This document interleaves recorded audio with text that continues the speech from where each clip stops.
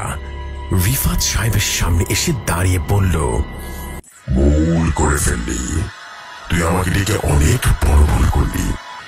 আমি মৃত ছিলাম, ভালোই ছিলাম, জাগিয়ে দিলি। রিফাত সাহেব থর থর করে কাঁপছে, ভয়ে তার শরীরের সমস্ত লোম দাঁড়িয়ে গেল। তিনি লক্ষ্য করলেন ধীরে ধীরে অবয়বটা আরো দানবীয় আকার ধারণ করল, আর খুব দ্রুত এসে রিফাত সাহেবের শরীরে প্রবেশ করে বলে উঠল, ভৌতিক দুনিয়া।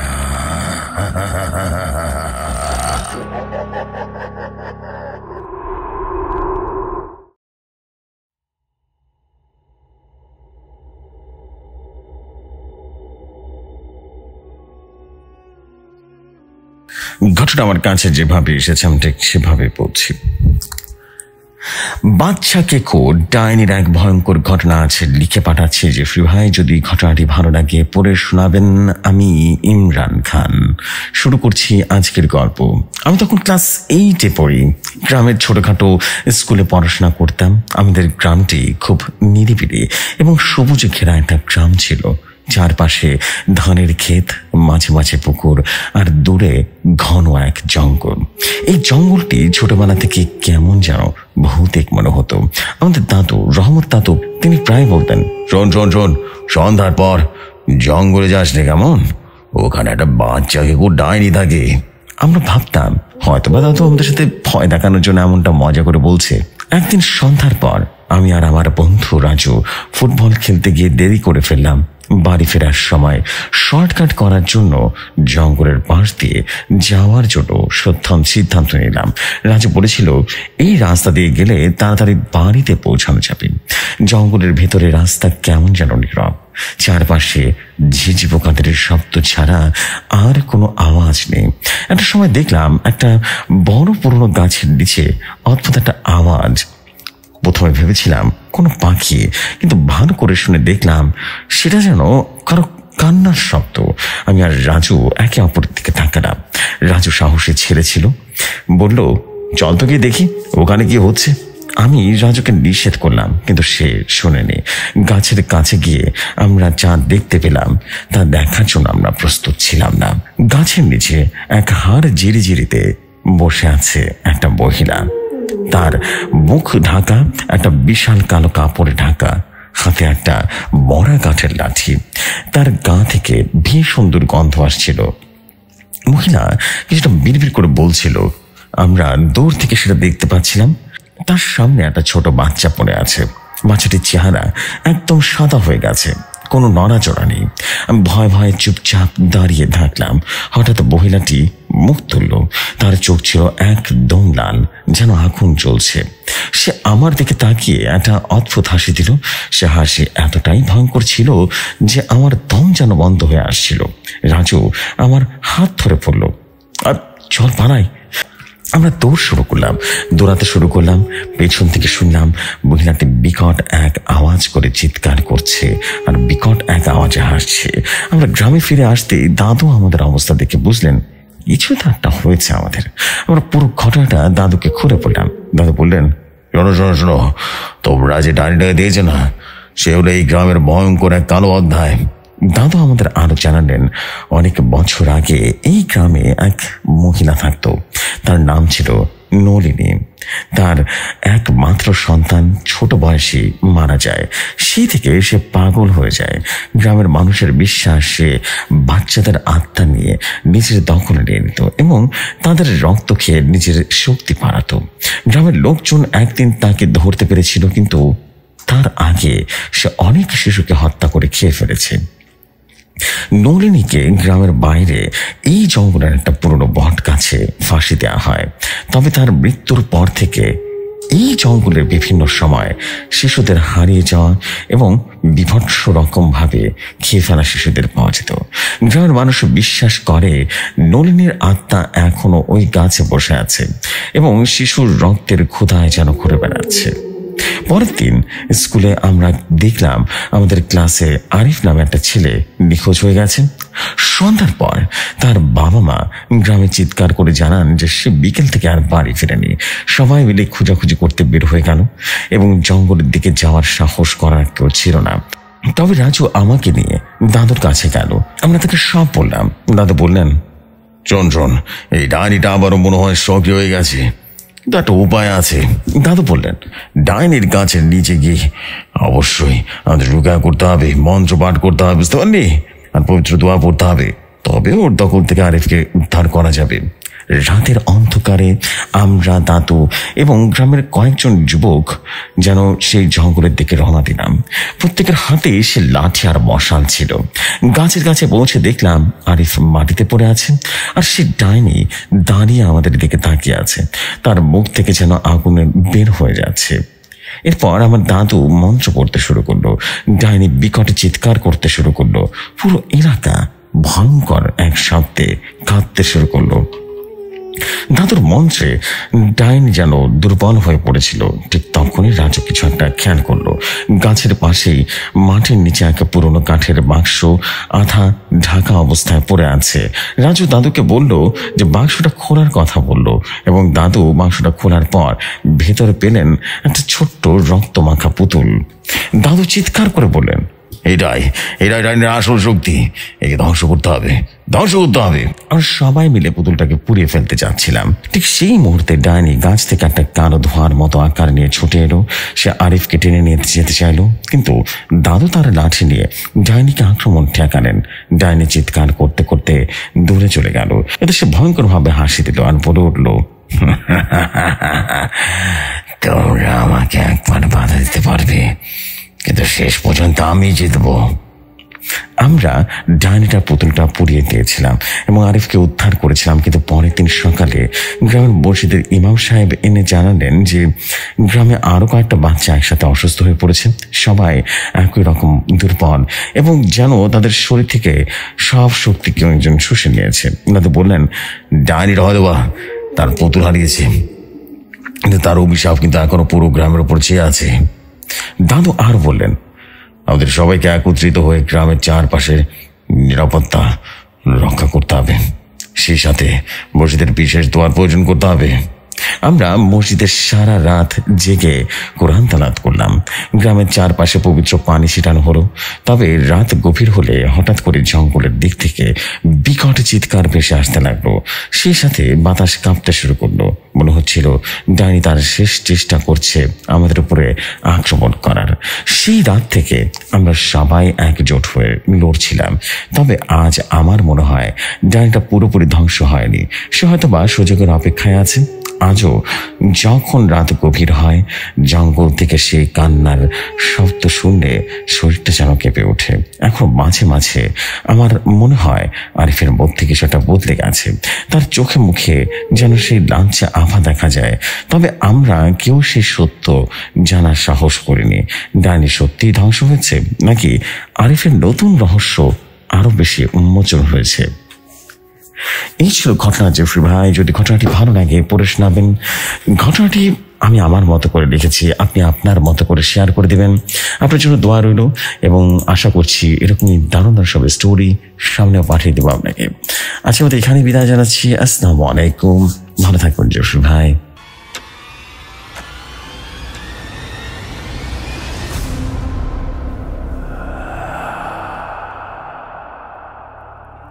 Thank you so much, আমাদের ইমরান ভাই। Thank you very very much for your beautiful story, and ইনশাআল্লাহ দারুণ দারুণ সব স্টোরি আরো শেয়ার করবো আপনার প্রতিটা স্টোরি এর আগেও শেয়ার হয়েছে। So this is the fact.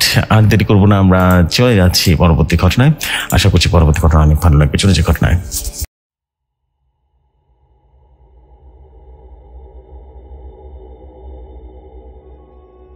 ঘটনাটা আমার কাছে যেভাবে এসেছে আমি ঠিক সেভাবেই পড়ছি। শীতের এক সন্ধ্যা, গ্রামের বিদ্যুৎ চলে গেল। ঘরে খুটখুটে অন্ধকার, শুধু মোমবাতির মৃদু আলোয় দাদু বসে আছেন তার প্রিয় হাতল চেয়ারে। আমি গরম কম্বল মুড়ি দিয়ে দাদুর সামনে বসে আছি। সন্ধ্যার সময় দাদুর গল্পগুলো সব সময় অন্যরকম এক মায়া নিয়ে আসে। তবে আজ যেন দাদুর মুখে একটা ভয়ের ছাপ। শাহিন, আজ তোর একটা গল্প শোনাবো, তবে এটা গল্প নয়, সত্যি ঘটনা, বুঝতে পারলি? এতটুকু বলি দাদু একটা দীর্ঘশ্বাস ফেললেন। আমি উত্তেজনায় জিজ্ঞেস করলাম, কি ঘটনা দাদু? ভূতের? দাদু মাথা নাড়লেন। ভূতের নয়, জিনের। আর সেই জিনের সাথে আমার সরাসরি দেখা হয়েছিল, বুঝলি? ঘটনাটা আজ থেকে প্রায় 40 বছর আগের। তখন আমি তোমার বয়সে ছিলাম, আর আমাদের মসজিদটা তখন খুব পুরনো ছিল। গ্রামের মসজিদ তখন একেবারে খালি। এক পুরনো ইমাম সাহেব 5 বছর আগে মারা গিয়েছিলেন। তারপর থেকে মসজিদে নতুন কোনো ইমাম আসেননি। গ্রামের মানুষরা বলতো ওই মসজিদে নাকি জিন থাকে। রাতের বেলা সেখানে আলো ঝলকানি দেখা যায়, আজানের মতো শব্দ শোনা যায়। তখন আমি এসব কথা বিশ্বাসই করতাম না, মনে হতো এসব কি গাঁজা করি কথা। কিন্তু আমার কৌতূহলটা কম ছিল না। এক রাতে হলো কি, আমার বন্ধুরা আর আমি মিলে ঠিক করলাম মসজিদের ভেতরে গিয়ে খোঁজ নেব। সেদিন ছিল পূর্ণিমার রাত। চাঁদের আলোয় পুরো গ্রামটা যেন ধুয়ে মুছে একেবারে ঝকঝক করছিল। আমরা 5 জন ছিলাম, আমি, রবিন, মাসুম, আজিজ আর কামাল। একটা লণ্ঠন হাতে নিয়ে মসজিদের থেকে রওনা দিলাম। মসজিদের চারপাশ ঘন গাছগাছালি দিয়ে ঢাকা। সন্ধ্যার পর থেকে জায়গাটা আরো বেশি অন্ধকার হয়ে গেল, ভৌতিক হয়ে উঠল। মসজিদের গেটে পৌঁছানোর পরপরই একটা ঠান্ডা হাওয়া আমাকে স্পর্শ করলো। মনে হলো কেউ যেন আমার উপর নজর রাখছে। কামাল ফিসফিস করে বলল, দাদু, তুই আসলেই এদিকে আসতে চাচ্ছিস? ভয় পাচ্ছিস? আরে এগুলো কোনো কিছু নয়, সব গুজব। আমি জোর দিয়ে তখন বললাম। তবে ভেতরে ভেতরে আমার গলাও কিন্তু শুকিয়ে আসছিল সেদিন। আমরা মসজিদের ভেতর ঢুকলাম। জায়গাটা বেশ পুরনো আর ধ্বংসপ্রায়। মেঝেতে ধুলো জমে গেছে, আর কিছু জায়গায় ইট পাথর খসে পড়েছে। লণ্ঠনের আলো মনে হলো দেওয়ালের উপর অদ্ভুত কিছু একটা ছাপ রয়েছে। সেগুলো যেন আরবি হরফ, কিন্তু ঠিকঠাক মতো পড়া যাচ্ছিল না। আমরা এক এক করে এগোচ্ছিলাম। হঠাৎ মসজিদের ভেতর থেকে একটা আওয়াজ এলো। মনে হলো কেউ যেন সুর করে কোরআন তেলাওয়াত করছে। আমরা সবাই থমকে গেলাম। রবিন চিৎকার করে বলল, কে কে আছে? কোনো জবাব নেই, তবে আওয়াজটা বন্ধ হয়ে গেল। আমরা ভয়ে ভয়ে জমে গেছি। কামাল বলল, চল বের হয়ে যাই। এইটা ঠিক হবে না রে, ঠিক জায়গা না এটা। কিন্তু আমি তো হাল ছাড়িনি। বললাম, কেউ হয়তো মজা করছে, বুঝলি? আর চল না, ভিতরে যাই। আমরা যখন মিম্বরের কাছে গেলাম না, তখনই দেখলাম একটা ছায়া। সেটা মানুষের মতো, কিন্তু অস্বাভাবিক লম্বা। ছায়াটা আমাদের দিকে তাকিয়েছিল, অথচ আমরা লণ্ঠনের আলো দিয়ে কোথাও কোনো মানুষ দেখতে পাচ্ছিলাম না। হঠাৎ সে ছায়াটা হাওয়ার মতো সরে গেল। আমাদের সবাইকে ভয় চেপে ধরলো। রবিন পেছন থেকে আমাকে ধরে বলল, দাদু, এটা মানুষ না। আমি বললাম, চুপ। যদিও আমার হাত পা কাঁপছিল। আমরা তাড়াহুড়ো করে মসজিদের বাইরে বেরিয়ে আসতে লাগলাম, কিন্তু দরজার সামনে এসে দেখি দরজাটা আপনারটি বন্ধ হয়ে গেছে। আমরা ভেতরে আটকা পড়ে গেলাম। একটা কর্কশ হাসির শব্দ শোনা গেল। সেটা এতটাই ভয়ঙ্কর যে মনে হলো চারপাশ যেন দেয়াল কেঁপে উঠেছে। আমি চিৎকার করে বললাম, কে আছিস? আমাদের কিছু করিস না। একটু গম্ভীর কণ্ঠে বলল, এই জায়গা আমাদের, তোরা এখানে আসার সাহস কিভাবে হলো রে? আমরা তখন ভয় কাঁপতে শুরু করলাম। তখনই এক অদৃশ্য শক্তি আমাদের চারপাশে করতে শুরু করলো। হঠাৎ মাসুম চিৎকার করা শুরু করলো, আর সে গলা চেপে ধরে বলল, আমার শ্বাসটা বন্ধ হয়ে যাচ্ছে। আমরা সবাই একসাথে একেবারে কোরআনের আয়াত পড়তে শুরু করলাম। তখন একটা শিখেছিলাম মুরব্বীদের কাছ থেকে। কিছুক্ষণ হওয়ার পর গর্জনটা থেমে গেল, আর মসজিদের দরজাটাও খুলে গেল। আমরা পাগলের মতো দৌড়ে আসলাম একবার বাড়িতে। সেই রাতের পর থেকে আমরা আর কখনো মসজিদের কাছে যাইনি। কয়েক মাস পর গ্রামের নতুন ইমাম সাহেব আসেন। তিনি মসজিদটাকে পবিত্র করেন, আর জিনের উৎপাদও ধীরে ধীরে কমে যেতে থাকে। এতটুকু বলেই দাদু গল্প শেষ করলেন। তখন আমার গায়ে কাঁটা দিয়ে উঠলো। দাদুর দিকে তাকে বললাম, এরপর আর কখনো জিনের মুখোমুখি হয়েছিলে? দাদু একটু হেসে দিয়ে বলল, তোমার দাদু অনেক কিছু দেখেছে, তবে আজ আর বলবো না। একটা রাতের সব ঘটনা শুনবি নাকি? আমি মোমবাতির আলোটা নিভতে দাদুর দিকে তাকিয়ে বুঝতে পারলাম তার চোখে আজও সেই ভয়ের স্মৃতি গেঁথে আছে। এই ছিল ঘটনা। যদি ভালো লাগে তবে শেয়ার করবেন। আমি রহমান বলছিলাম। আসসালামু আলাইকুম।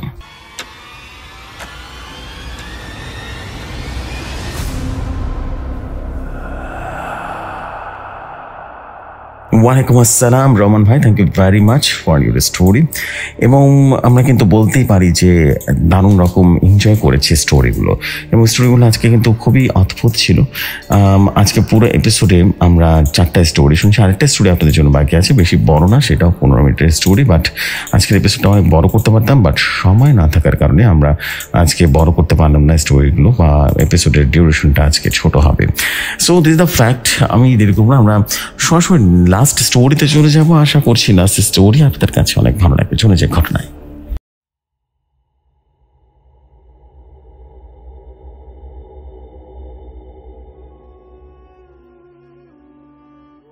গল্পটি আমি যেভাবে পেয়েছি আমি ঠিক সেভাবেই পড়ে শোনাচ্ছি। মিঠু প্রতিদিনের মতো রাতের খাওয়া দাওয়া শেষ করে এলাকার সহবাসীদের সাথে আড্ডা দেওয়ার জন্য রাস্তায় বেরিয়ে পড়ে। পুরো এলাকাটি একটি গ্রাম। মিঠুর সাথে আড্ডায় যোগ দেয় খালেদ এবং সবুজও। তারা 3 জনে রাস্তায় হাঁটছে। তখন রাত প্রায় 9টা বাজে। 3 জনে গল্প করছে আর হাঁটছে তাদের গন্তব্য সামনের মোড়ের দিকে। সেখানে বসে চা পান করবে আর সোজা গল্প করতে করতে বাড়িতে চলে আসবে। চা পান করা শেষে তারা বাড়ির উদ্দেশ্যে বেরিয়ে পড়ে। খালেদ এবং সবুজ দুজনেই 2টো সিগারেট ধরিয়ে টানতে থাকে, এবং মিঠু আবার সিগারেট খায় না। সে ছোটবেলায় একবার সিগারেট ধরিয়ে একটা টান দিতেই তার অনেক বেশি কাশি হয়েছিল। তার কাছে এটা খুবই জঘন্য লাগে। 3 জনের আলাপ করতে করতে অনেক রাত হয়ে যায়। খালিদ বলে, দোস্ত, জীবনে অনেক ভূতের ঘটনা শুনেছি, কিন্তু আজ পর্যন্ত একটা ভূতও দেখলাম না। মিঠু বলে, তোর কি শুধু ভূতের গল্প? কেন রে, মোর মুখে কি ভূত ছাড়া আর কিছু আসে না? হ্যাঁ, ও তো একটু গার্লফ্রেন্ড নিয়ে আলাপ করবি না, ভূত নিয়ে পড়ে আছিস। সবুজ তখন বলে ওঠে, তুই নিজেই কবে সত্যিকারের ভূত দেখা পাস কে জানে। মিঠু তখন বলে ওঠে, আরে বাদ দে তো এসব কথাবার্তা, রাতের বেলায় সব ভূতের কথা শুনতে ভালো লাগে না। খালেদ তখন বলে ওঠে, দোস্ত, তুই তো দেখছি ভীতু বেটা। মিঠু বলে, বেটা, তুই নিজেও একটা ভীতু, বুঝলি? সবুজ দুজনকে থামিয়ে দিয়ে বলে, এই তোরা কি শুরু করলি? হ্যাঁ, নিজেদের মধ্যে ঝগড়া করবি না, একদম ঝগড়া করবি না, ঠিক আছে? মিঠু বলে, দেখ ভাই, ঝগড়া করার কি আছে, আমার নেই। তুই খালেদকে বল ও যেন সবসময় ভূত না করে। কিছুক্ষণ চলে তাদের মধ্যে এরকম তর্ক বিতর্ক। এক সময় 3 জন 3 দিকে চলে যায়। মিঠু হাঁটছে, আরেকটু পথ হাঁটলেই মিঠুর বাড়ি। মিঠুর বাড়িতে প্রবেশ করার আগে একটা গাছগাছালির ঝোপঝাড় পড়ে। সেই ঝোপঝাড় পর্যন্তই যেতে মিঠু খেয়াল করে তাকে পেছন থেকে কে যেন ঢিল ছুঁড়ে মারে। মিঠু রেগে পেছন ফিরে তাকিয়ে দেখে কেউ নেই সেখানে। সেভাবে হয়তো খালেদ তাকে ভয় দেখাচ্ছে, তাই মিঠু কিছু মনে করে না। সেই ঝোপঝাড়টি পার হয়ে বাড়ির সামনেই চলে আসে। এখন শুধু সামনের তেঁতুল গাছটা পেরোলেই তাদের বাড়ি। মিঠু দেখে তেঁতুল গাছটির নিচে বিরাট একটা ছায়াটি তেঁতুল গাছেরই, তবে মনে হচ্ছে তেঁতুল গাছের চেয়েও কিছুটা বড় লাগছে। তেঁতুল গাছটির কাছে আসতেই গাছের নিচ থেকে একটা ছায়া দেখা গেল। মনে হচ্ছে কেউ বা কিছু একটা তেঁতুল গাছের মগডালে বসে আছে, আর সেটির ছায়া নিচে এসে পড়েছে। মিঠু আসলে অনেক ভীতু। তার উপরে এত রাতে তেঁতুল গাছের নিচে বিশাল একটা ছায়া দেখে সত্যি ভয় পেয়ে যায়। ছায়াটাও এমন যেন নাড়াচাড়া করছে। মিঠু রীতিমতো ভয় তাড়াতাড়ি বাড়ির দিকে চলে আসে। বাড়ির উঠোন থেকে সে তেঁতুল গাছের ছায়াটি দেখা যাচ্ছে। মিঠু প্রতিদিনের মতো শুয়ে ঘুমিয়ে পড়ে। হঠাৎ মিঠুর ঘুম ভেঙে যায়। সে বিছানা ছেড়ে উঠে বসে। সুইচ টিপতে সে বুঝতে পারে বিদ্যুৎ নেই। এই যা, বিদ্যুৎ যাওয়ার সময় পেল না। অন্ধকার ঘরে রীতিমতো টর্চ অন করে ঘর থেকে বের হয়ে যায়। চাঁদের আলোতে পুরো বাড়িটা হালকা মতো আলোকিত হয়ে আছে। মিঠু ওয়াশরুম থেকে ফেরার পথে খেয়াল করে সে তেঁতুল গাছের ছায়াটি এখনো তাদের বাড়ির উঠোনে এসে পড়েছে। সে এটাও খেয়াল করে তেঁতুল গাছের ছায়ার সাথে আরও একটা ছায়া দেখা যাচ্ছে। সেই ছায়াটি দেখতে মানুষের অবয়বের মতো। ছায়াটি উঠোন পেরিয়ে তাদের ঘর অবধি চলে এসেছে। মিঠু কিছুক্ষণ তেঁতুল গাছটির দিকে তাকিয়ে রুমে চলে যায়। কিছুক্ষণ পর পাশের বাড়িতে অনেক হই হুল্লোড় শোনা যায়। মিঠু আবারও উঠে পড়ে। তার মা বাবা সবাই ঘুম থেকে উঠে পড়ে, সবাই পাশের বাড়িতে যায়। গিয়ে দেখে পাশের বাড়িতে অনেক মানুষের ভিড়। এত রাতের বেলা সবাই কি করছে এখানে? মিঠু ভিড় ঠেলে সামনে এগোতে থাকে এবং দেখতে পায় সেখানে খালেদও দাঁড়িয়ে আছে। মিঠু সেই বাড়ির একজনকে জিজ্ঞেস করে যে কি হয়েছে আপনাদের এখানে। সেই বাড়ির একজন বলতে থাকে এই মাঝরাতে কিছুক্ষণ পূর্বে তাদের বাড়ির মেয়েটি ওয়াশরুম থেকে ঘরে ফেরার সময় অদ্ভুত ভঙ্গিতে হাসতে থাকে আর মাটিতে গড়াগড়ি করতে থাকে। মিঠু দেখে মেয়েটি তখনও হেসেই চলেছে, মাটিতে শুয়ে বসে যেভাবেই পারছে সেভাবেই হাসছে। মেয়েটির মা অনেক চিন্তিত হয়ে পড়ে। সবাই মেয়েটির কাছে যেতে চাইলে মেয়েটি ভয় দেখিয়ে বলতে থাকে, সাবধান, কেউ আমার কাছে আসবি না, যদি কেউ আমার কাছে আসিস তো একদম ঘর মুটকে দিব। মেয়েটিকে অনেক অদ্ভুত লাগছিল, ভয়ঙ্কর এক কণ্ঠে কথাগুলো বলছিল, তাই ভয়ে কেউ সাহস পাচ্ছিল না তার কাছে যেতে। খালেদ বলে, দোস্ত, মায়াটা তো পাগল হয়ে গেছে, শুধু হাসে আর কি ভয়ঙ্কর কণ্ঠে কথা বলে। মিঠু বলে উঠে, থাম দেখি কি হয়। মেয়েটির কাকা কাছে যেতে চাইলে বারবার মেয়েটি বারণ করতে থাকে। তার কাকা সাহস করে একসময় মেয়েটির কাছে গিয়ে তার একটা হাত শক্ত করে ধরে ফেলে আর সাথে সাথে মেয়েটি তার কাকার হাতটি ছিটকে রীতিমতো দূরে ফেলে দেয়। মনে হচ্ছে সে অনেক শক্তিশালী হয়ে উঠেছে। তার মা বাবা রীতিমতো ধরে মেয়েটিকে ঘরের ভেতরে নিয়ে আসে। একসময় সবাই সেখান থেকে চলে যায়, মিঠুও চলে আসে। পরদিন মিঠু সাই করে বাড়িতে গিয়ে দেখে পাশের বাড়ির মেয়েটি চুপ করে বসে আছে। মেয়েটি বলে, কিরে, রাতে তোর কি হয়েছিল? তুই এমন করছিলি কেন? মেয়েটি কোনো উত্তর দিল না। মিঠু সেখান থেকে চলে যায়। রাস্তায় সবুজের সাথে দেখা হয়। সবুজ বলে, দোস্ত, গতকাল রাতে নাকি তোর পাশের বাড়ির মেয়েটিকে জেনে ধরেছিল। মিঠু বলে, জেনে ধরেছিল কিনা জানি না, তবে মেয়েটি গত রাতে খুব অস্বাভাবিক হয়ে গিয়েছিল, বুঝলি। তারা দুজনে দেখে খালেদ আসতেছে এবং খালেদকে সাথে নিয়ে তারা তিনজনও আজও বাজারে চলে যায় এবং বাজারে অনেক সময় ধরে আড্ডা দেয়। একটা সময় তারা বাড়িতে ফিরে আসে। সেদিন মিঠুদের বাড়িতে মেহমান আসে। রাতে মিঠুর ঘরে মেহমানদের থাকতে বলা হয়। মিঠুর ঘরে যদি মেহমানরা থাকে তাহলে সে কোথায় থাকবে? তালুকদারের মা বলে, বাবা, তুই আজ পাশের খালি ঘরটাতে থাকিস। হ্যাঁ, মানে মিঠুর বাড়িতে একটি ঘর আছে, যে ঘরটিতে কেউ থাকে না। মিঠু কি আর করবে? সেদিন রাতে সে পাশের সেই ঘরটিতে থাকবে বলে গুছিয়ে পরিষ্কার করে রাখে। সন্ধ্যাবেলা মিঠু রাস্তায় বের হয়। খালেদও আসে। তারা দুজনই রাস্তায় হেঁটে হেঁটে অনেক গল্প করে। সন্ধ্যা হয়ে গেল প্রায়। তারা দুজনে দেখে রাস্তা দিয়ে একটা বৃদ্ধ লোক হেঁটে যাচ্ছে। লোকটির বয়স বেশি হওয়ার কারণে ধীরে ধীরে হাঁটছে। একটা সময় লোকটি তাদের কাছে এসে থেমে যায় এবং তারা দুজনেই বৃদ্ধ লোকটির দিকে ফিরে তাকায়।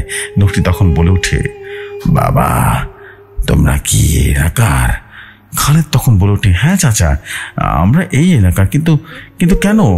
সে বৃদ্ধ লোকটি তখন বলে ওঠে, তোমার বাড়িটা কি এখানেই?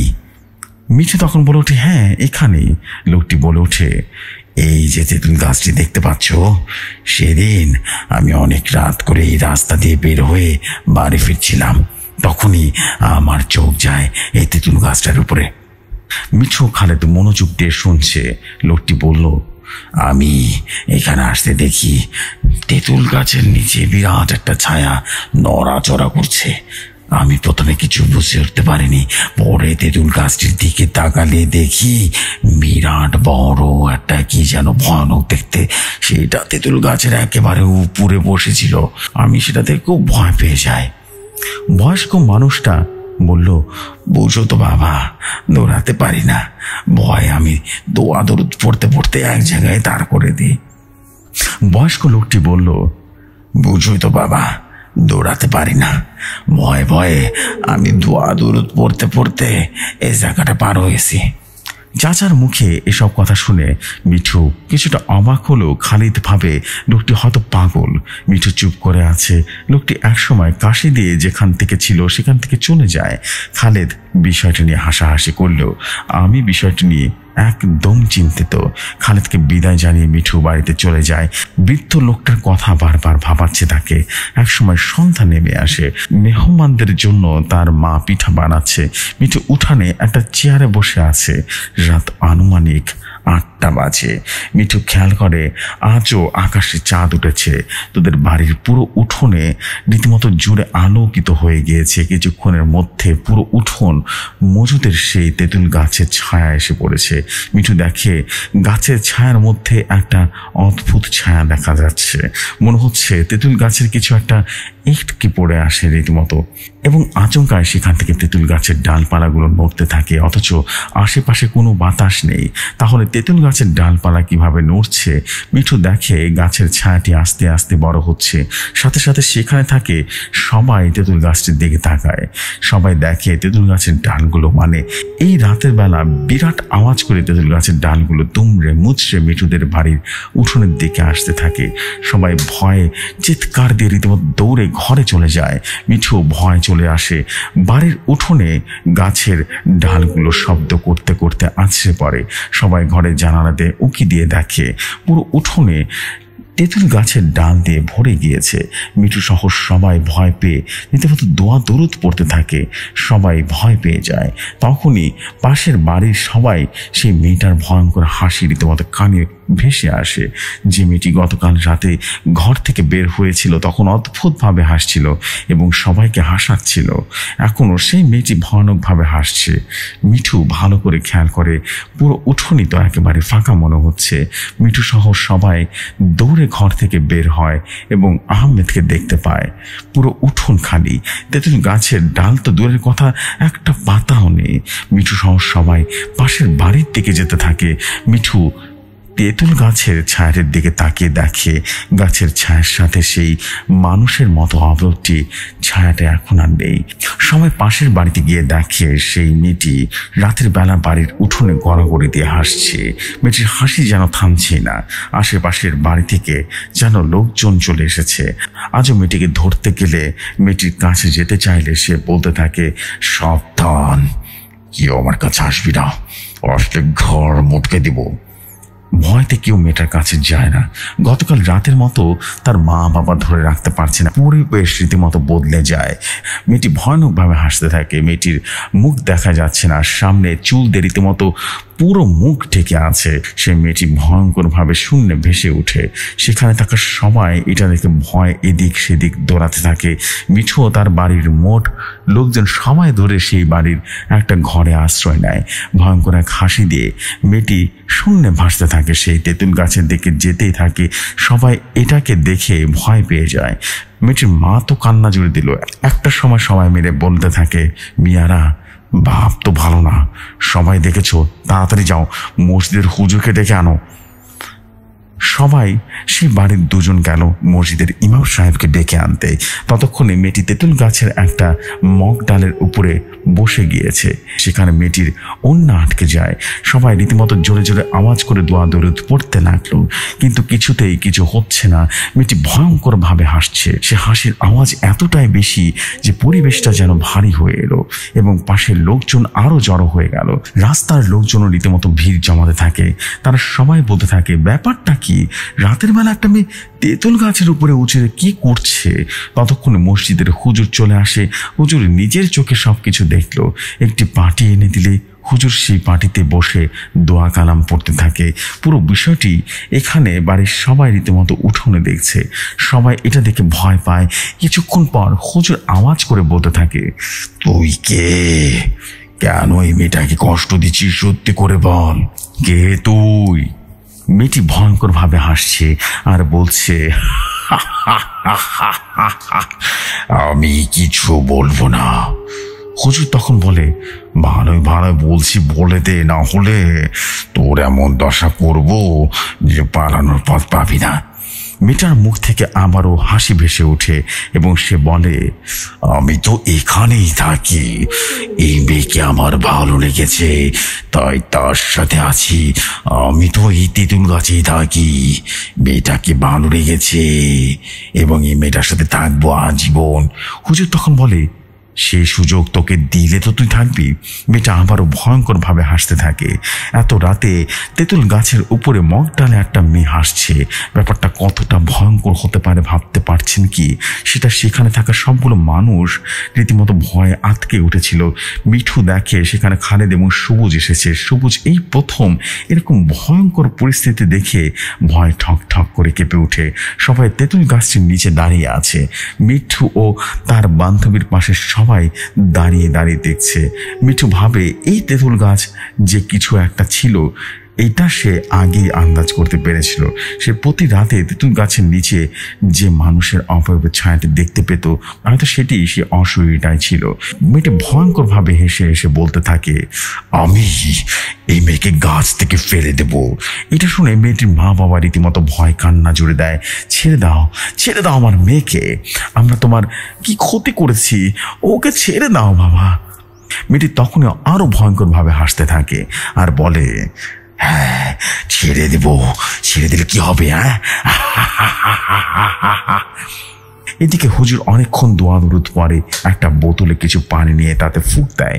তেঁতুল গাছটির চারপাশে বোতলটা রীতিমতো পানিটা ছিটিয়ে দেয়। তারপরে বলতে থাকে, এখনো সময় আছে, মেয়েটিকে নিচে নামা, নইলে তোকে এই বোতলে ভরবে বলে দিচ্ছি। এটা শুনে মেয়েটি শূন্যে ভাসতে থাকে আর হাসতে থাকে। সেখান থেকে পালানোর চেষ্টা করে, কিন্তু গাছটির চারপাশে পানি পড়া ছিল, তাই সে অশরীরটা পালাতে পারে না। সে আস্তে আস্তে নিচে নেমে আসে। হুজুর বলে, তুই মেয়েটাকে ছেড়ে দিলে তোকে ছেড়ে দেওয়া হবে বলে দিচ্ছি। কিন্তু কোনোভাবেই সে ভয়ানক অশরীরী যেতে রাজি নয়।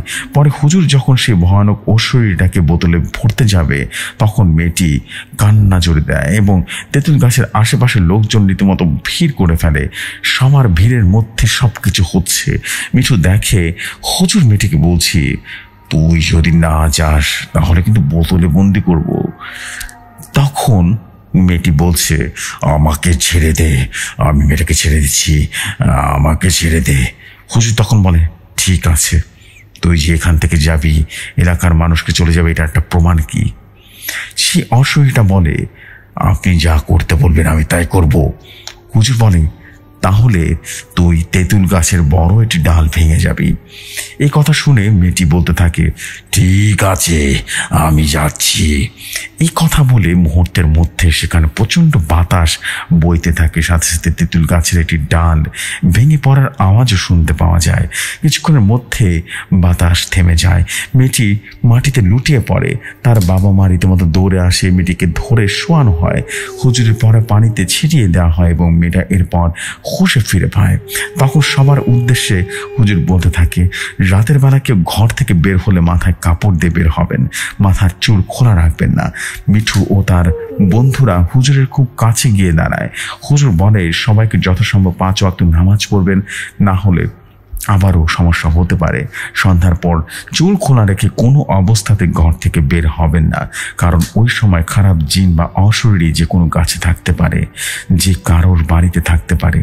তাই সবাই নামাজ কালাম পড়বেন, তাহলে আপনাদের এসব খারাপ কোনো জিন ধরতে পারবে না। এক সময় সব লোকজন যার যার বাড়িতে চলে যান। মেয়েটি অসুস্থ হতে থাকে। পরদিন মিঠু জোহরের নামাজ পড়ে বাড়ি ফিরছে। পথে সবুজের সাথে দেখা হয়। মিঠু বলে, দোস্ত চল না, আজ থেকে নামাজ পড়ি। সবুজ তখন বলে ওঠে, দোস্ত নামাজ পড়তে হবে। সেদিন সন্ধ্যা হয়ে আসে। তারা 3 বন্ধু মাগরিবের নামাজ পড়ে আস্তে আস্তে বাড়ি ফিরে যাচ্ছে।